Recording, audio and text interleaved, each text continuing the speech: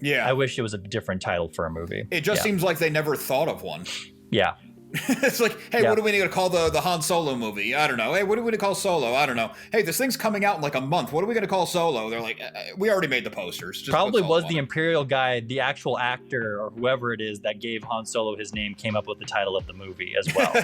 Like he punched that guy. Yeah, the like, marketing hey, you guy extra. was like, what's the movie called? Yeah, Solo. Yeah.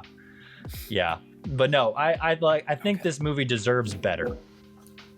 Yeah, I think it deserves more credit. I think it deserves a better title. I think anyone who's listening to this, I mean, if you sat in for an hour and a half, you probably like the movie anyway. Hopefully, yeah. But I'll cut this and make it a clip toward the front of a shorter video so that people see it. But anyone who's kind of down on Solo, if you've only seen it in the theater or only seen it a couple times, I would give it another shot and like actually watch it. Don't like watch it on your phone or whatever, but like put it on and really watch it. Not that like you're going to miss something. You have to pay attention. Out of all the Star Wars movies, you could probably get away with being on your phone the most on this one, but like just give it an honest chance. And maybe you still don't like it and tell me I'm wrong. That's fine. But I think there's a lot to like. There is. I agree completely. I mean, the visuals alone, just skip the dialogue scenes and watch. It's entertaining. Just turn off the sound and just sit back. Put on the score. The score is amazing. The score and the sound effects, yeah. But like the train robbery is amazing. The Kessel run's amazing.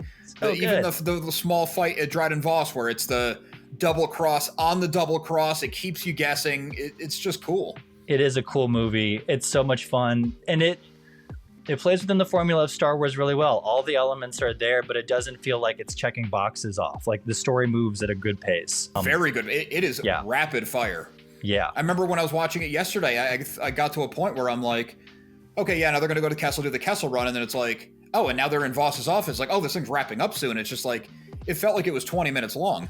Yeah. I doubt you'll be bored watching this movie. Like, I don't see how you could be. Yeah. It moves fast and it doesn't waste your time. Because even in the talking scenes, there's good comedy. It's not like the really forced, clunky Marvel-style one-liners. It's good comedy. It's organic. And a lot of the more talking scenes, Lando's in. And Donald Glover is just such an incredible, talented person that if they don't give him a movie or a series, it's a wasted opportunity. Such a waste. Yeah, watch it for Phoebe Waller-Bridge and Donald Glover alone. Just watch it for those two. That's the spinoff we need. Yeah. If you're getting value or entertainment out of any of my transmissions, it would mean a lot if you would join the Remnant and subscribe. I would think the best one just to watch one is what we're talking about today. Like Solo, I think works really well solo. Like it does not need anything else to go with it. I think it's a really enjoyable movie just on its own.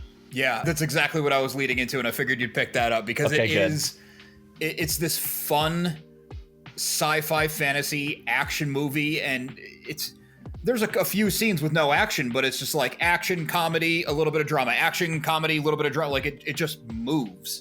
Yeah, no, I think the one thing I always bump up against at the beginning is how rushed it is to get off Corellia. But it's so propulsive that you're just sort of in it. Like you're like, yeah, no, like let's just go. You understand where we're going, like where Han lays out why they have the coaxium, what they're going to use it for to get off the planet. So it sort of barrels through a lot of story at that beginning part. But once you get on to Mimban, it gets to this nice pace where it's not too slow, it's not too fast. It's just exactly what it needs to be, especially after he meets Chewie. And it's just a ride, like a pleasant ride through the rest of the movie, and not like chill or anything like that. It's just like perfectly paced, I feel, from that point on. It never gets boring. It never gets too rushed again. It just coasts. And maybe that's the beginning kind of adjusts you to its pacing. Like it's really fast, so you don't maybe notice how fast it gets later on. Maybe that's what it is. But I find that, once Chewie gets on there, I'm like, oh no, I'm on board. I get this movie. I'm just going to enjoy the ride from here on out. You cannot do that in animation. No way. Well, and I think it was a mix of both with this, where they were doing that and they were wanting to sort of bring this improvisational style, this iterative way of filmmaking. And it clashed with a huge production like this because you can't do that. Everything has to be planned out. Everything costs a lot of money to reiterate. So what they were reiterating on was not satisfying to what Kathleen Kennedy was doing, and they actually clashed with Alden Ehrenreich a little bit. I don't want to blow it out, but apparently there was some clash with him because he was not cast by Lord and Miller. He was cast by the studio, and he didn't have an improv background at all.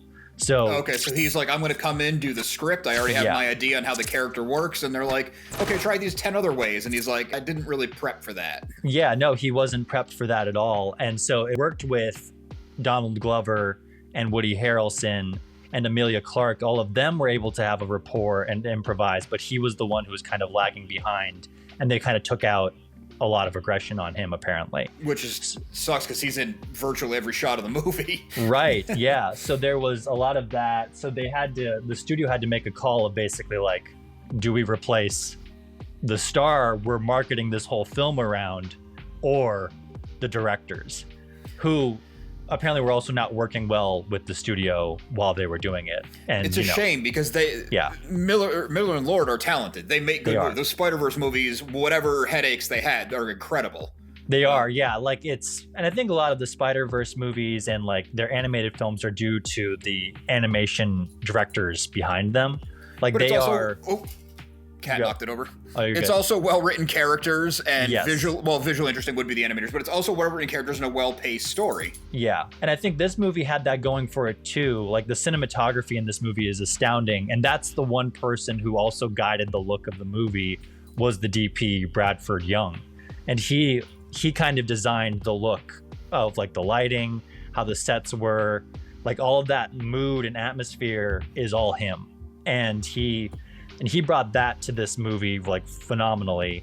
So yeah, like then they just got to come in and have fun with it, but it did not work with whatever was going on. There's certain kind of movies, and again, this is me being like what's the term, like a Monday night quarterback or whatever. Like it's easy to say on the outside. Yeah. Try to make a sports metaphor. I don't know. There's certain movies and projects where the director is kind of incidental or could be.